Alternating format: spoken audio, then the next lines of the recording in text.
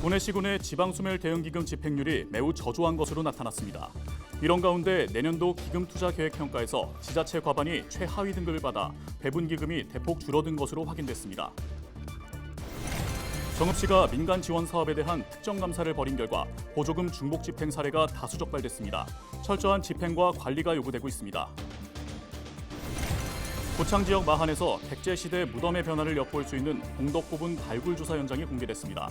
봉덕고분은 굴식 돌반 무덤으로 무덤방 내부에선 금동기고리 한 점과 뚜껑 토기 등이 출토됐습니다. 전북인 5천여 명이 국회 앞에서 새만금 예산 복원을 촉구했습니다. 이들은 국회 예결위에서 새만금 예산이 반드시 복원돼야 한다고 주장했습니다.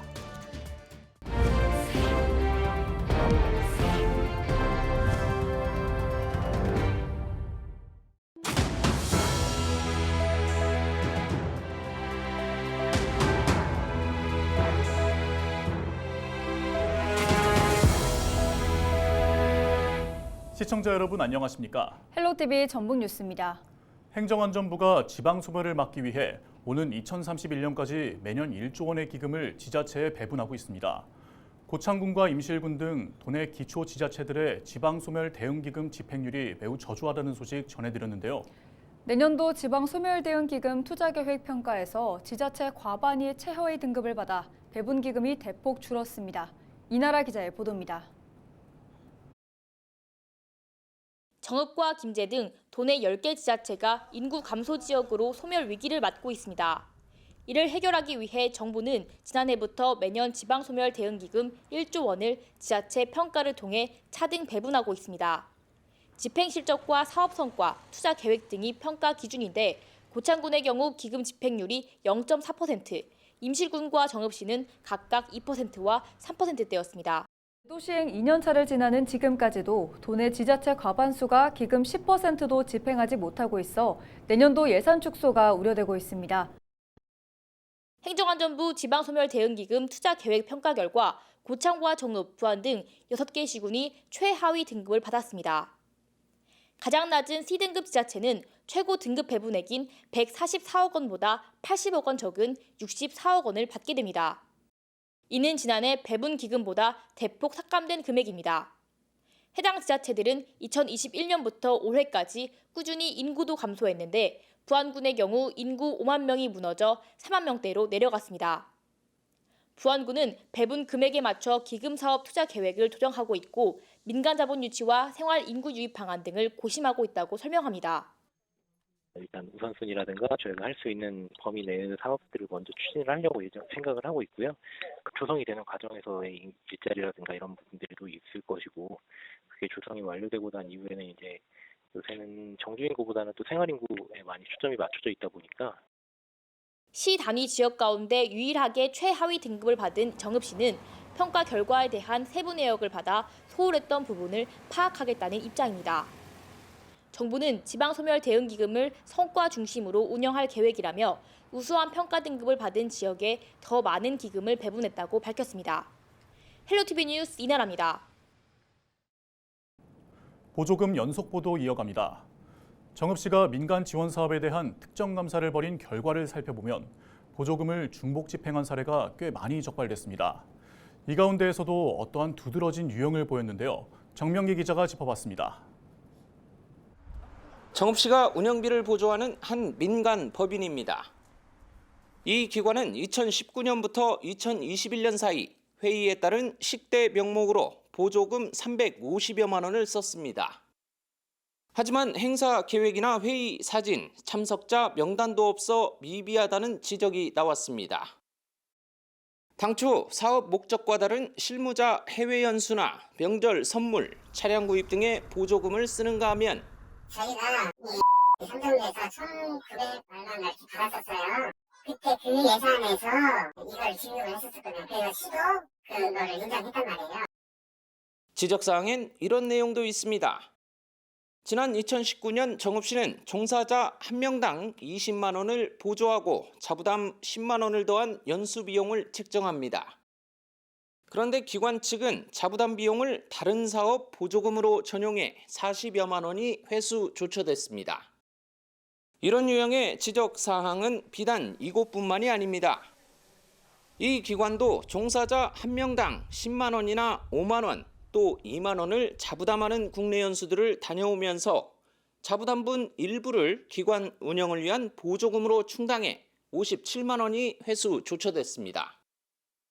또 다른 기관은 40만 원, 또 어떤 곳은 민간 위탁금으로 충당해 30만 원이 회수됐습니다. 이 기관들 모두 관련 협회 차원에서 진행한 연수 지원 사업에 지출한 자부담 비용이 보조금 중복 집행으로 문제가 된 겁니다. 하지만 해당 기관들은 하나같이 감사에 지적되기 전까지는 문제가 될지 몰랐다는 해명입니다. 정읍시는 보조금 부정사용 방지 등을 위해 어떻게 대응할 것인지 시장님의 답변을 부탁드리겠습니다. 지난해 9월부터 보조사업과 민간위탁 업무수행 기관을 대상으로 민간지원사업 특별감사를 자체적으로 실시하고 있습니다. 지방보조금 관리를 강화해 효율성, 형편성, 타당성을 면밀히 검토해 최근 민간위탁제도 개선과 감사 방안에 대한 연구 용역 보고회를 가진 정읍시의회 연구단체는 시민에게 효율적인 공공서비스가 공급될 수 있도록 제도 개선 의지를 내비쳤습니다. 주민들의 소중한 열쇠가 단 한 푼이라도 허투루 쓰이지 않도록 관리에 허점은 없는지 냉정하게 진단하고 처방해야 한다는 목소리가 설득력을 얻고 있습니다. 헬로티비 뉴스 정명규입니다. 전북인 5천여 명이 국회 앞에서 새만금 예산 복원을 촉구했습니다. 전라북도 의회와 전북 지역 사회단체, 재경향후회 등은 7일 국회 앞에서 전북인 총걸기 대회를 열고 새만금 사업 정상화를 요구했습니다.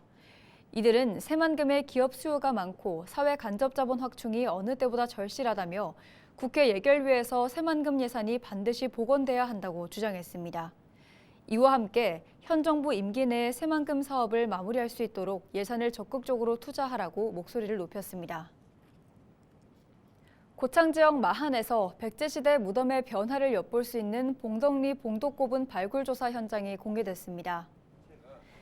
봉독고분은 굴식 돌방 무덤으로 무덤방 내부에선 금동 귀고리 한 점과 뚜껑토기 등이 출토됐습니다.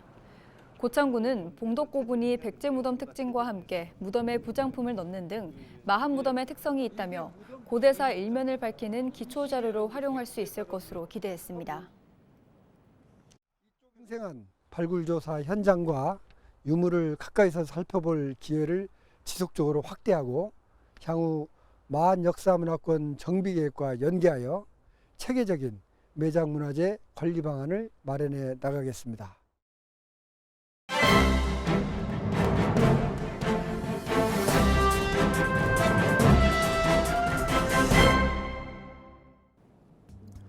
신문브리핑 전북일보 기사입니다. 도내 자영업자 평균 소득이 해마다 감소하고 있지만 대출 금리는 오르면서 자영업자의 경제 상황이 열악해지고 있다고 합니다. 한 달에 최저 시급도 못 버는 상황이라 도내 자영업자의 경영 부담은 갈수록 커질 전망이라고 하는데요. 한국은행 전북본부가 발표한 보고서에 따르면 2021년 기준 전북 자영업자 연평균 소득은 1,188만 원이라고 합니다. 2018년 1,318만 원이었지만 2년 새 200여만 원 감소하는 등 감소세를 이어갔다는데요. 여기서 평균 소득은 총 수익 금액에서 필요 경비를 제외한 값을 전체 신고 사업 장수로 나눈 값으로 순이익의 개념과 비슷한 개념인 만큼 높은 소득 수준은 아닌 것으로 나타났다고 합니다. 2021년 기준 최저시급 8,720원, 월급 182만 2,480원인 점에 비춰보면 최저시급도 못 번 것이라는데요. 더 큰 문제는 2021년부터 오른 대출금리로 금융기관 기업 대출금리는 2021년 이후 꾸준히 상승해 지난해 말 정점을 찍었다고 합니다. 상대적으로 금리가 높은 사모금융 등 비은행 금융기관을 중심으로 차입이 확대해 이자 부담이 더욱 가중됐다고 신문은 전했습니다. 지금까지 신문브리핑이었습니다.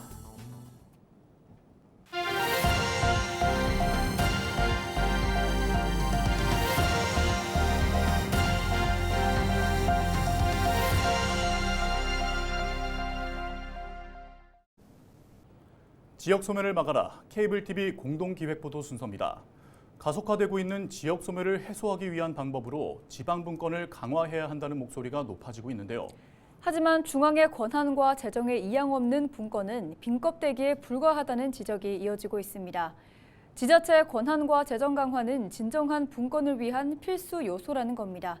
딜라이브 엄종규 기자의 보도입니다.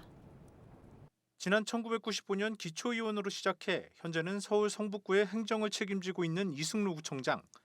지방정치에만 몸담아온 그에게 지금의 지방자치 현실에 대한 질문을 던졌습니다. 아주 훌륭한 좋은 특화사업일지라도 우리 마음대로 할 수가 없는 것이죠. 그러다 보니까 재정을 중앙정부로도 계속 의지를 하다 보니까 생활자치 구청장들이 다 하고 있잖아요. 이런 현재 구조상에는 우리 지방자치가 더 이상 나가기가 지극히 어렵다, 저는 이렇게 보고 있습니다. 지방자치 부활 후 32년, 지자체와 지방의회로 이어지는 지방정부의 구조는 정착이 됐지만 정작 권한과 재정은 여전히 중앙에 종속돼 있는 것이 현실입니다. 지방분권은 그 권한에 대해서 반드시 필수적으로 따라야 되는 게 재정입니다. 재정 없이는 지방분권이 이루어질 수 없다라고 여러 학자들이 얘기하는 게 명확하게 밝혀져 있습니다. 2021년 기준 한국의 지방세 비중은 24.7%. OECD 국가 평균과 비교해보면 다소 높지만 캐나다, 독일 등 주요 국가와 놓고 보면 차이는 확연합니다. 반면 세출의 경우 44.2%로 OECD 평균보다 높습니다. 걷어들이는 돈은 적고 나가는 돈은 많은 상황. 복지 지출 증가가 원인으로 대부분은 지방교부세 등 이전 재원으로 충당하고 있습니다. 결국 지자체들은 지역 특성에 맞는 자체 사업은 손도 못 대는 실정입니다.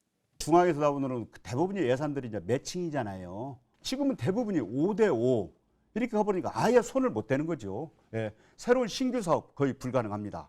그렇다고 재정 자립도 등 지역마다 형편이 다른 상황에서 일률적인 권한과 재정의 이양도 어려운 상황입니다. 때문에 차별적 분권, 즉 영국의 분권 협상 제도를 눈여겨봐야 한다는 목소리도 등장했습니다. 이제 지방은 지방 나름대로 달리 이 분권을 요구해야 되고 중앙정부는 거기에 발맞춘 분권을 줘야 되는 거죠. 경상북도 청송군의 분권의 요구 정도와 경기도 성남시의 분권의 요구 정도는 다르다는 명확한 설정이 있어야 된다는 거죠. 여기에 한 발 더 나아가 지방이 자체적으로 세원을 발굴할 수 있도록 길을 열어주기 위한 관련법 개정 요구도 이어집니다. 지방에서 자율적으로 세원 개발하고 세율도 자율적으로 정할 수 있는 그런 권한까지 지방으로 이전을 해줘야. 우리 자립도가 겨우 20% 전했는데 여기서 나오는 조세 수입으로서는 공무원들 봉급, 청소 이 정도가 딱 맞는데 나머지 사업들은 중앙에 의지할 수밖에 없잖아요. 근데 안 돼라고 해버리면은 지역 소멸과 함께 다시 한번 주목받고 있는 지방 분권. 하지만 권한과 재정 없는 분권은 스스로 책임지고 처리한다는 자치의 의미를 담기에는 부족하다고 지역은 이야기하고 있습니다. 딜라이브 뉴스 엄종규입니다. 남원시가 내년도 지방소멸 대응기금 투자계획 평가에서 상위 20%에 해당하는 A등급을 받아 112억 원을 확보했습니다. 남원시는 정주 여건 개선과 생활인구 10만 유치를 목표로 천연물 바이오 소재 생태환경 기반 조성과 지리산 활력타운 조성, 전북 동부권 공공산후조리원 건립 등 6개 기금 사업을 발굴했습니다. 지방소멸 대응기금을 적극 활용하여 정주환경 개선과 생활인구 확대를 통해 누구나 찾고 싶고 살고 싶은 활력 넘치는 도시를 만들어 나가겠습니다. 정읍 신용 육가공단지에 입주한 주식회사 UPFMB가 어려운 이웃을 위해 써달라며 쌀을 기부했습니다. UPFMB는 10kg짜리 쌀 500포대를 정읍시에 기탁했습니다.